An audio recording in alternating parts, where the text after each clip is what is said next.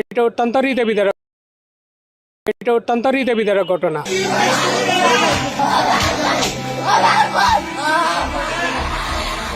রায়পুরের মানুষ এই হত্যাকাণ্ডের তীব্র নিন্দা জানাচ্ছি। আসসালামু আলাইকুম। লক্ষ্মীপুরের রায়পুরের ঘটনা আপনারা সবাই জানেন।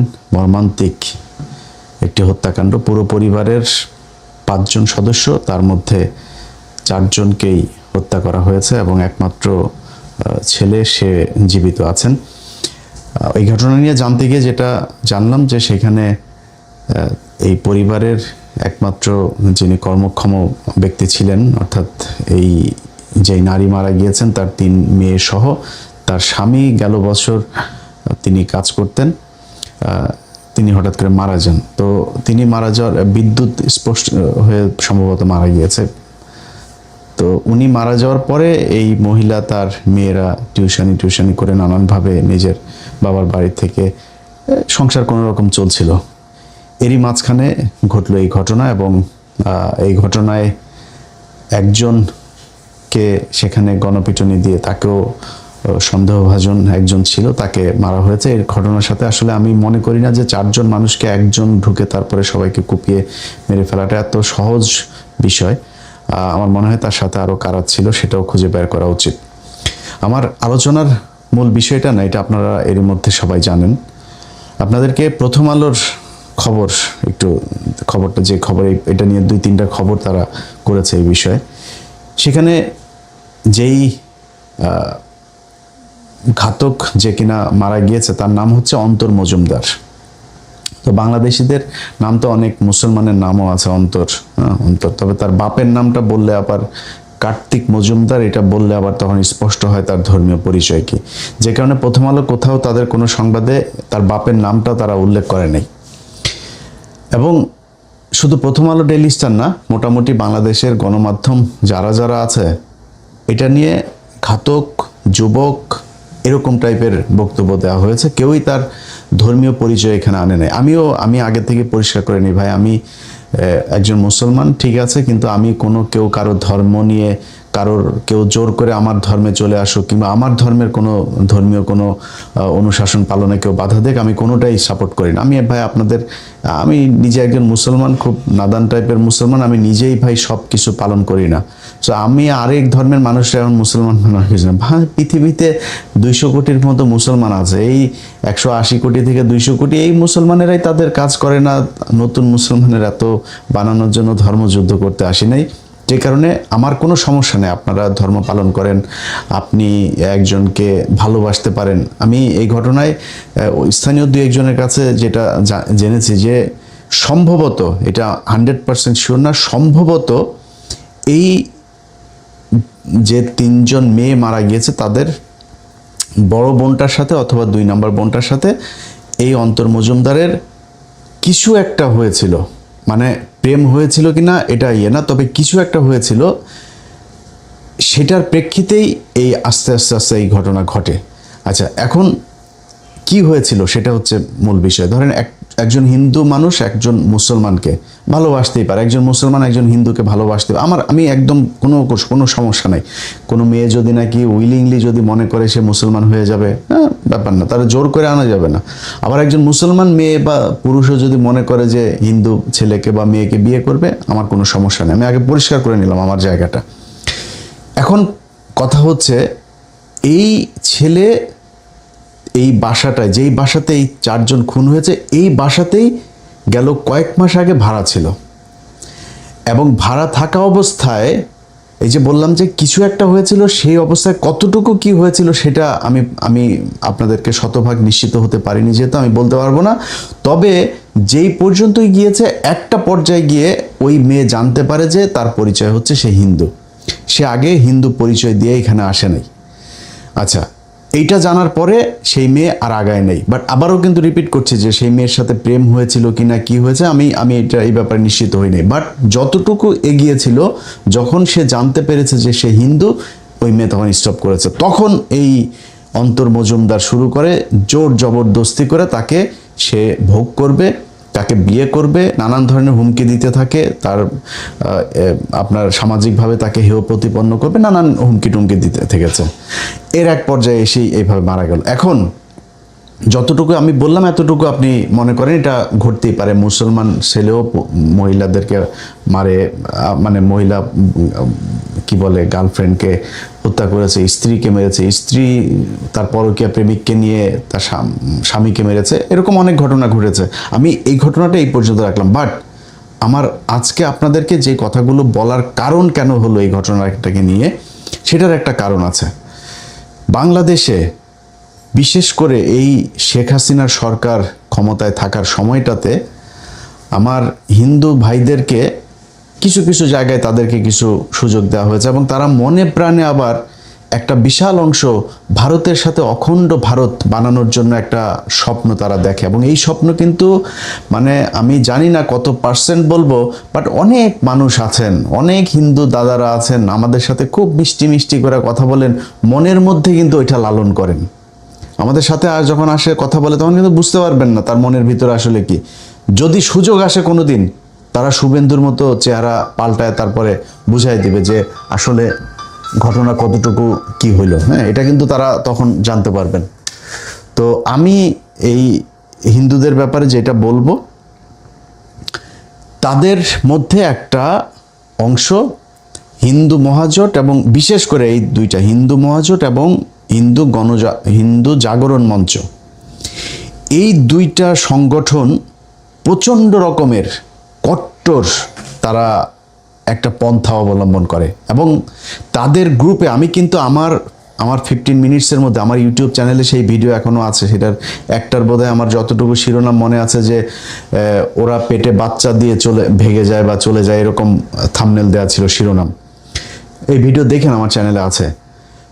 সেখানে স্পষ্টভাবে দেখানো হয়েছে কিভাবে হিন্দু মহাজোট, হিন্দু যুবজোট, হিন্দু ছাত্রজোট, লাভ কুরুক্ষেত্র, তারপরে লাভ জেহাদ, এরকম অনেকগুলো তারা বানিয়েছে। সেইখানে আমাদের একজন আবার ওদের ইন্টারনাল একটা ফেসবুক গ্রুপে আমরা ঢুকেছিলাম। ঢুকতে গেলে আবার হিন্দুদের ওই লাগে, আপনার ভোটার আইডি কার্ড শো করে তারপরে দেখাইতে, তো আমরা একটা ভুয়া ভোটার আইডি কার্ড শো করে তারপরে সেখানে ঢুকেছিলাম। ওইটা নিয়ে আমি একটা অনুসন্ধান করেছিলাম এবং একটা 15 মিনিটস করা হয়েছিল। সেইখানে তারা একটা সিন্ডিকেট তৈরি করেছে। সে সিন্ডিকেট কি, একটা আমার অনেকগুলো তাদের চ্যাটিং মনে আছে। একটা জায়গায় ওরা বলছে যে দাদা, মানে ওরা খুব মজা করে যে একজন হিন্দু একটা মেয়েকে আপনার করেছে, হ্যাঁ, তারপরে মানে মুসলমান একটা মেয়েকে ওরা মানে খারাপ কাজ করেছে, এবং করার পরে সেটা নিয়ে ওরা ওইখানে আবার হাসাহাসি করে। একজন জিজ্ঞেস করছে গ্রুপে যে দাদা আমি কোথায় কিভাবে করবো, আমি তো একটাও খেতে পারলাম না, মানে খুব বাজেভাবে কথাগুলো বলে তারা। তো ওই আরেকজন আবার সেখানে উত্তর দিচ্ছে যে গাজীপুর, সাভার, তারপরে নারায়ণগঞ্জ, এইসব জায়গায় গেলে, গার্মেন্টসে গেলে এইসব জায়গায় খুব সহজে খেতে পারবা। মানে ওই জায়গায় একটু গরিব মেয়েরা, তারা ওই যার সাথে হয়তো সম্পর্ক হয়তো না বুঝেই সম্পর্ক হয়ে গিয়েছে, কার কোথায় বাড়ি সেটাও যে যেভাবে পরিচয় দিয়েছে সেইভাবেই হয়তো ওরা বিশ্বাস করেছে, এইভাবে তারা আর নাম পরিবর্তন করে, ভোটার আইডি কার্ড পরিবর্তন করে, এইসব করে তারা এই বিভিন্ন জায়গায় গিয়ে করে মুসলমান পরিচয় দিয়ে প্রথমে সম্পর্ক করে, এরপরে বিয়ে করে, 2-3টা বাচ্চা হয় বা একটা বাচ্চা হয়, তারপরে সেই মেয়েটাকে কিছু কিছু ক্ষেত্রে আবার এই সন্তান দিয়ে ডিভোর্স দেয়, কিছু কিছু ক্ষেত্রে এই মেয়েদেরকে আবার এরকম, আমার ওই প্রোগ্রামই ছিল, ভারতে নিয়ে গিয়েছে, ভারতে নিয়ে সেখানে আপনার পতিতালয় পর্যন্ত বিক্রি করে দেওয়া হয়েছে, এরকম ঘটনা ঘটেছে। এখন এই যে উদ্দেশ্য প্রণোদিত একদম সুপরিকল্পিতভাবে মুসলমান মেয়েদেরকে এইভাবে আপনার ধর্ষণ করে তারপরে তাদেরকে এই পেটে বাচ্চা দিয়ে তারপরে তারা চলে যাওয়া, এবং এই যে পরিকল্পনা, এইটা এই গোবিন্দ প্রামাণিক তার হিন্দু মহাজোটের কেন্দ্রীয় পরিকল্পনা, একদম সবার সমন্বয়ে এই সিদ্ধান্ত তারা নিয়েছে। একটা দুইটা না, শত শত ঘটনা এরকম বাংলাদেশে ঘটেছে। এই ঘটনাগুলোর মধ্যে আমাদের একটা গ্রুপ এটার বিরুদ্ধে কাজ করেছে, এবং তারা বিভিন্ন জায়গাতে কিছু সমস্যায় আপনার সম্মুখীন হয়েছে। সেই সমস্যাগুলো কীরকম, ধরেন যখন কোনো মেয়ে, হিন্দু কোনো মেয়ে আপনার এই মেয়েকে মুসলমান ছেলে বিয়ে করে, তখন ওই হিন্দু মেয়ের বাবা করে কি, এই থানায় গিয়ে অপহরণ মামলা করে এবং পুলিশ খুব তৎপর হয়ে যায়, তাৎক্ষণিক তার পরিবারের তাকে না পেলে তার ভাই বাপ মা সবাইরে ধরে নিয়ে আসে। আচ্ছা, একইভাবে কেউ মনে করে যে হিন্দু মেয়ের সাথে মুসলমান ছেলে প্রেম করবে বা মুসলমান মেয়ের সাথে যদি নিজেদের স্বেচ্ছায় যদি করে থাকে, ঠিক আছে, কিন্তু আপনি যখন মুসলমান মেয়েকে ছেলে যখন হিন্দু মেয়েকে প্রেম করলো, তখন আপনি পুলিশ বিশাল তৎপর হয়ে গেলেন। একই ঘটনা মুসলমান এই মেয়েকে যখন হিন্দু ছেলে এইভাবে নিয়ে যায় এবং এই মুসলমান মেয়ের বাবা যখন কিনা মামলাটা করে, আমি সবশেষ আমাদের গাজীপুরে আপনার পুবাইল থানায় এইখানে একজনকে উদ্ধার করেছিলাম। ওই সময় ছিলেন পুলিশের কমিশনার ছিলেন নাজমুল করিম সাহেব, এবং ওই থানার ওসিও আমাদেরকে যথেষ্ট সহায়তা করেছে। আমি ফোন করে বললাম যে ভাই এই ব্যাপার, এই মুসলমান মেয়েটাকে হিন্দু ছেলেটা এইভাবে পরিচয় না দিয়ে, মাদ্রাসার ছাত্রী, আপনাদের মনে আছে হয়তো যে বোরকা পরা একটা মাদ্রাসার ছাত্রী, সেই হিন্দু ছেলে তার সম্মান নষ্ট করেছে, অনেকে এটা নিয়ে মেয়ের বিরুদ্ধেও কথা বলেছেন, বাট মেয়ে জানতো না যে সে হিন্দু। এইভাবে উদ্ধার করতে গেলে বেশিরভাগ ক্ষেত্রে যখন হিন্দু মেয়ে হয় পুলিশ খুব দ্রুত ব্যবস্থা নেয়, আবার মুসলমান মেয়ে যখন হয় তখন আবার এই ব্যাপারে আপনার হিন্দুদেরকে ধরা, তার পরিবারের লোকজনের নিয়ে ধরা, এটা আবার করে না। এই ঘটনাটা গেল 15 বছর ধরে সবচাইতে বেশি ঘটেছে এবং সেটার ধারাবাহিকতা কিছু কিছু থানায় এখনও এটা করা হয়। তারা মুসলমান মেয়েদেরকে নিয়ে গেলে তখন আর অপহরণ মামলা হয় না, কিন্তু হিন্দু মেয়েদেরকে মুসলমান ছেলে যদি বিয়ে করে তখন আবার অপহরণ মামলা করে সাথে সাথে তারা ধরে নিয়ে আসে। এই ঘটনাগুলো ঘটছে কারণ হাসিনার সময় এই প্রশাসনটা এমনভাবে হয় ডিসি, না হইলে এসপি অথবা সার্কেল এসপি অথবা 2-3 থানার ওসি, সব তাদের এই চক্রবর্তীদের লোকজন এখানে থাকতো। এইভাবে তারা যখন যেই সমস্যায় পড়েছে সাথে সাথে তারা এই জিনিসগুলোতে এইভাবে এই মুসলমানদের বিরুদ্ধে কাজ করত। অতএব এই ঘটনাগুলোর প্রেক্ষিতে আমরা এই সবশেষ এই যে মজুমদার, রতন মজুমদার যে ঘটনা ঘটিয়েছে, কার্তিক মজুমদারের ছেলে, আমরা মনে করি এই রতন মজুমদারের যেই আশপাশে যেসব লোকজন, তার যে চলাফেরা, তার হিন্দুদের, তার ফেসবুকেও সে ওই যে রংপুরের বিষয় নিয়ে ভীষণ রকমের সরব ছিল। তারপরে এই ঘটনার পরপরও তার অনেক বন্ধু বান্ধব, এই হিন্দু মহাজোটের এরাই অনেক জায়গায় তারা লেখালেখি করেছে যে এইভাবেই করা হবে, শায়েস্তা করা হবে যদি আমাদের সাথে খেলতে আসো। তো ভাই, যেই ঘটনা ঘটেছে তারে তো গণপিটুনি দেওয়া হয়েছে, তাকে মেরে ফেলা হয়েছে। আমি এই ঘটনার সাথে আরও যারা আছে তাদের বিচার চাই, তাদের দ্রুত ব্যবস্থা নেওয়া হোক। এবং এই যে হিন্দু হলে তারপরে তাদের ব্যাপারে কোনো পরিচয় দেওয়া হয় না, এই একই ঘটনা যদি আজকে একজন মসজিদের ইমাম সাহেব করতেন, প্রথম আলোর নিউজের হেডলাইন হইতো মাদ্রাসার শিক্ষক মসজিদের ইমাম এই কাজ করেছেন। আজকে আমরা কিন্তু সেটা পাইনি। সো গণমাধ্যমের ভূমিকাটা আমরা নিউট্রাল দেখতে চাই। এটা কিন্তু হাসিনার সেই বাংলাদেশটা, এটা মনে রাখতে হবে। আগের মতো অত সুবিধা করে যাইতে পারবেন না। বিএনপির 2-4 জনকে কিনতে পারলেও বিএনপির মানুষজনের মনের ভেতরেও কিন্তু কষ্ট আছে এই গত 15 বছরের। হ্যাঁ, চুরি বাটপারি ছিনতাই মিনতাই যাই করুক, চাঁদাবাজি যাই করুক, ওই কষ্ট কিন্তু আছে। সো খুব সাবধানে এগুলো করতে হবে। আর সবশেষ আমি বাংলাদেশের মুসলমান মেয়েদেরকে একটু বলবো যে আপা, মানে একজনরে পাইলেন আর কাপড় চোপড় সব খুলে দিলেন, এটা করার আগে ওর বাপের নাম কি, ওর বাড়ি কোথায়, ও আসলে কে, এটাকে জানেন। আপনি হিন্দু জানার পরে আপনি তারা বিয়ে করতে চাইলে আপনি করেন, কোনো ভাই আমি খুব লিবারেল, আমি এটা নিয়ে কট্টরপন্থা কোনো জায়গায় যাইতে চাই না। আপনি যাইতে চাইলে যান, সমস্যা নেই, বাট পরিচয় আগে জানেন। জানার পরে যদি আপনার মনে হায় হায় কি করলাম সব দিয়া তারপরে আপনি তার সাথে, এরকম ঘটনাও ঘটেছে।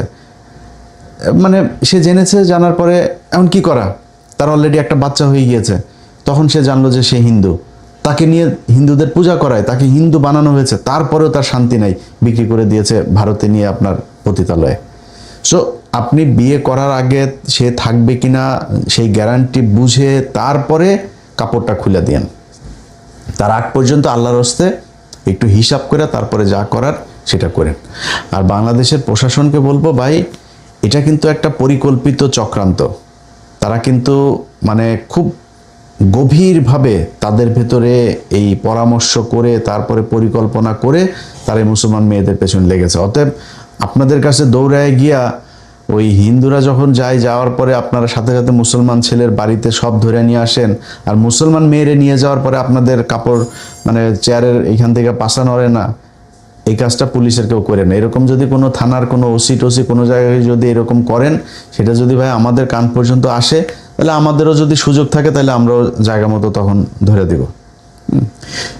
তো আজকের ভিডিওতে যেই মেসেজটা বাংলাদেশের মানুষকে দিতে চাইলাম, ভাই আমরা চরম একটা পরিস্থিতির মধ্য থেকে বাংলাদেশ এই 15 বছরের এই দুঃসহ একটা অবস্থা থেকে করেছে, এবং 15 বছরে আমরা দাদাদের চেহারা খুব সুন্দরভাবে দেখেছি। আল্লাহ হয়তো ভালোর জন্য আপনাদেরকে এটা দেখিয়েছে, এবং না দেখাইলে এই ভারতীয়দের এই দাদাদের এই চরিত্র কি এটা আমরা বুঝতে পারি। আমরা ওদেরকে সবসময় অসহায়, আহারে, নিরাপরাধ এরকম মনে করতাম। তো হিন্দু ভাইরা, আপনারা আপনাদের ধর্ম পালন করেন, আপনারা হন, মানে আমাদেরকে অচ্যুত একদম মানে খুব টিয়ে মনে করে আমাদেরকে দিয়ে মুসলমান মাইপেন না কিন্তু। হ্যাঁ, আপনারা এখনো পর্যন্ত যদি আরবে যান না, আপনাদের আরবে যেসব লোকজন যায় এখনো আরবের শেখদের ঘরে যায়, তারপরে করে মুসলমানদের পরিচয় কিন্তু ওইটা, আমরা না। কিন্তু আমাদের চামড়া টামড়া দেখে, গায়ের রং দেখে, আমাদের মানে ন্যাশনালিটি দেখে মুসলমানদের হিসাব করে না। মুসলমান ওইটা ওই জায়গায় যায়েন, ওদের চেহারা সুরত, ওদের চলাফেরা, খাওয়া দাওয়া, ওদের জীবনযাত্রার মান, এগুলি চিন্তা করেন। আপনাদের লোকজন এখনো ভারত থেকে যদি 2টা ভিসা দিবে বলে, তাহলে দৌড়ায় কাপড় চোপড় খুইলা তারপর জমি জায়গা বেচা দিয়া তারপর শেখেদের বাথরুম পরিষ্কার করতে যায়। ওই মসজিদ পরিষ্কার করে, হ্যাঁ, মসজিদের বাথরুম পরিষ্কার করে, ভেতরে তো ঢুকতে দেয় না, মসজিদের বাথরুম পরিষ্কার করেন আপনাদের লোকজন। ওই এখনো পর্যন্ত মোদিরে যদি দুবাই যায়, মানে সৌদি টৌদি বাদ দিলাম, দুবাই গেলেও নমস্কার করে আসে, ওইখানে যায় হাতে পায়ে ধরে তারপরে আসে। সো ওই দিকে নজর দেন। হ্যাঁ, এইদিকে আমাদেরকে দেখে, আমাদের মতো মুসলমান দেখে নাকটাক ছিটকায় না। আমাদের দেখতে তো আমরা একটু সুন্দর না, আমরা তো দেখতে মানে আপনাদের গায়ের রং আর আমাদের গায়ের রং সেম সেম, তো আমাদেরকে দেখলে একটু মানে নাক ছিটকাইতে সহজ হয়, বাট ওই দিকে একটু পশ্চিম দিকে একটু তাকায়েন, তারপরে আমাদের নাক ছিটকায়েন। আর এই যে মুসলমানদেরকে আপনার পেটে বাচ্চা দিয়ে তারপরে সব হিন্দু বানায় ফেলবেন, এই চিন্তা ভাবনার চাইতে আপনারা 140 কোটি খালি ইন্ডিয়াতে আছেন। 140 কোটির মধ্যে প্রায় 110 কোটি আপনাদের হিন্দু। এগুলোরে টিকায় রাখেন, এগুলোরে টিকায় রাখা খুব জরুরি। হ্যাঁ, ওইগুলি কিন্তু ফসকায় যাচ্ছে। আপনাদের এই ইন্ডিয়াতে কতজন এখন ধর্ম পালন করে, আপনারা একটু করেন। ওই যে একজনরে বের করে দিয়েছেন না আপনাদের দেশ থেকে, ওই লোকের যদি আর 2-4 বছর যদি ভারতে যদি নাকি আপনার পিস টিভি চালাইতে দিতেন, তারপরে দেখতেন যে চারিদিকে হাহাকার, হায় হায়, এই কাপড় চোপড় খুলে এমন যেমন ন্যাংটা হয়ে রাস্তায় হাগামোতা করেন না, এবং সব রাস্তায় একটা হাগামোতা শুরু করতেন। খেদাই দিয়েছেন, থাকতে দেন নাই। সো তর্ক যুক্তি এগুলো ধর্মীয় কথাবার্তা বলতে আসি নাই, বাট যেটা বলতে আসছি, ধর্মীয় বিভাজন চাই না।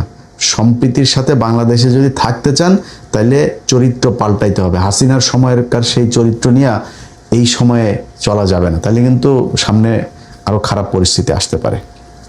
বাংলাদেশের আলেম সমাজ এবং বাংলাদেশের মানুষ যারা আছেন, আপনাদের কাছে অনুরোধ থাকবে, ভাই এই ঘটনাগুলোরই একটু সিরিয়াসলি নিয়েন। এটা এত সহজ না। হ্যাঁ, আমি খালি এটা নিয়ে কথা বলতে গেলে, ওইদিকে বাংলা এডিশন এটা নিয়ে কথা বলতে গেলে না অনেক চাপ উপরে আসে, যেই চাপ আসলে আমি ব্যক্তি একজন, তো এখানে এই চাপ সামাল দেওয়াটা অনেক কষ্টকর হয়ে যায়। আমি এই মুহূর্তে যে পরিস্থিতির ভেতর দিয়ে যাচ্ছি, আপনারা হয়তো জানতে পারবেন। যদি বেঁচে থাকি তাহলে বলতেও পারছি না অনেক কিছু, হয়তো আল্লাহ যদি বাঁচিয়ে রাখে তাহলে একসময় জানতে পারবেন কি কি পরিস্থিতি সহ্য করতে হয়েছে। তো আর কত বলবো বলেন, আপনাদের একটু যদি হুঁশ হয় তাহলে অন্তত নিজে কিছুটা রিল্যাক্স ফিল করব।